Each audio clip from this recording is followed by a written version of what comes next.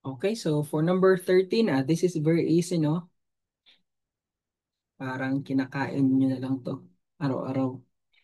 Okay, so the correct answer for this is soil profile. Ang keyword niya po ay vertical section. No, vertical. Ano po siya? From the surface downward.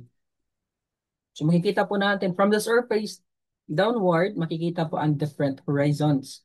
Now, pag ang sinasabi dyan is horizontal layer, that belongs to soil horizons, no? Soil horizons. May picture po ba tayo? Yeah. Hmm. Ang solum is another term niya, meaning niya po ay true soil. Bakit true soil? 'Di ba? Ang horizons po natin, ang sea, that is parent material. So, ibig sabihin, hindi siya pure soil. Hindi siya true soil. Kaya ang horizon na belong sa solum is AB lang siya. Kasi true soil. Totoong soil. Pag kasama naman ang sea, ang tawag dyan ngayon ay regolith. No? Ang horizon for regolith is ABC. Ang ibig sabihin po kasi ng regolith ay all materials above the bedrock or above the uh, s- ang tawag dito partially weathered material. So ABC.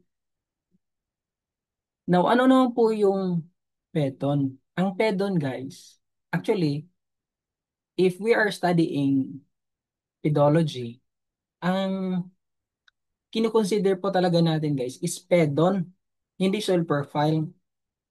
Ano po ba ang pedon? Siya po ay hexagon, meaning six po ang sides.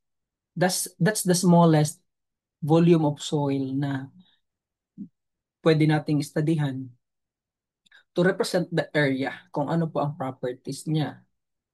Now, bakit hindi yung six sides yung ating ah binu ang tawag dito? Excavate, no? Binubutas.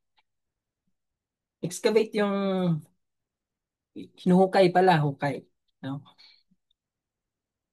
So, ang kinakarakterize pa natin yung one face lang, one side. Kasi pareho lang naman yung lahat ng side. So, ang one side niya po ay tinatawag na profile. Pero, actually, that's pedon, no? The six sides.